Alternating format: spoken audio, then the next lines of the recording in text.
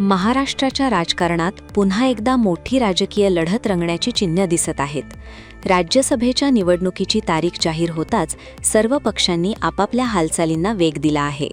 16 मार्च रोजी होणाऱ्या राज्यसभा निवडणुकीत महाराष्ट्रातून तब्बल 7 जागांसाठी मतदान होणार आहे. त्यामुळे महायुती आणि महाविकास आघाडी यांच्यातील राजकीय संघर्ष आता अधिक तीव्र होण्याची शक्यता व्यक्त केली जात आहे. या निवडणुकीत सर्वाधिक चर्चेत असलेलं नाव म्हणजे राष्ट्रवादी काँग्रेस शरद पवार गटाचे अध्यक्ष शरद पवार. महाविकास आघाडीकडून त्यांना राज्यसभेसाठी उमेदवारी जाहीर करण्यात आली आहे. शरद पवार यांचं नाव समोर आल्यानंतर महाराष्ट्राच्या राजकारणात एक वेगळाच उत्साह आणि चर्चा सुरू झाली आहे. दरम्यान भाजपनेही या निवडणुकीसाठी आपले 4 उमेदवार जाहीर करत राजकीय रणांगण अधिकच तापवलं आहे.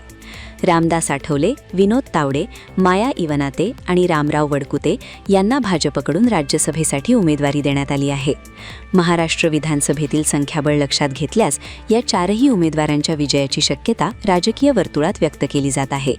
मात्र या निवडणुकीतील सर्वात मोठा ट्विस्ट म्हणजे एकनाथ शिंदे यांच्या शिवसेना गटाची संभाव्य रणनीती. अद्याप अधिकृत घोषणा झालेली नसली तरी शिंदे गटाकडून 2 उमेदवार उभे करण्याची शक्यता राजकीय वर्तुळात चर्चेत आहे. जर ही शक्यता प्रत्यक्षात आली तर राज्यसभा निवडणूक अधिकच चुरशीची होऊ शकते. शिंदे गटाकडून अनेक नेते इच्छुक असल्याची माहिती समोर येत आहे.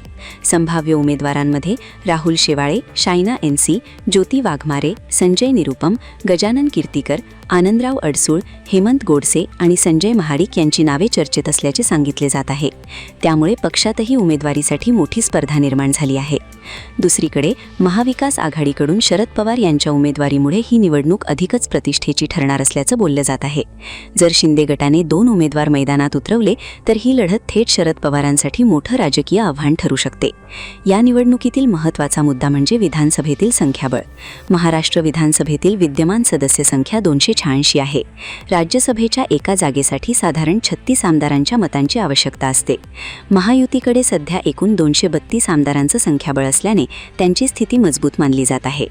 भाजपकडे 136 आमदार, शिवसेना शिंदे गटाकडे 56 आणि राष्ट्रवादी काँग्रेसच्या अजित पवार गटाकडे 40 आमदार आहेत. या संख्याबळामुळे महायुतीकडे काही अतिरिक्त मते असल्याचेही बोलले जात आहे.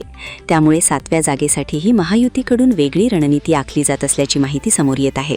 निवडणूक आयोगाने जाहीर केलेल्या वेळापत्रकानुसार 5 मार्च ही उमेदवारी अर्ज दाखल करण्याची अंतिम मुदत आहे. 6 मार्च रोजी अर्जांची छाननी होणार आहे तर 9 मार्चपर्यंत उमेदवारी मागे घेण्याची संधी असेल. 16 मार्च रोजी सकाळी 9 ते सायंकाळी 4 या वेळेत मतदान होईल आणि त्याच दिवशी सायंकाळी 5 नंतर मतमोजणी होणार आहे.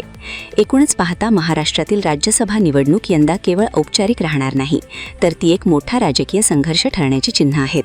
शरद पवारांची उमेदवारी, भाजपचे 4 उमेदवार आणि शिंदे गटाची संभाव्य रणनीती यामुळे ही निवडणूक अत्यंत चुरशीची होण्याची शक्यता आहे. त्यामुळे 16 मार्च रोजीच्या मतदानाकडे आता संपूर्ण राज्याचं लक्ष लागले आहे.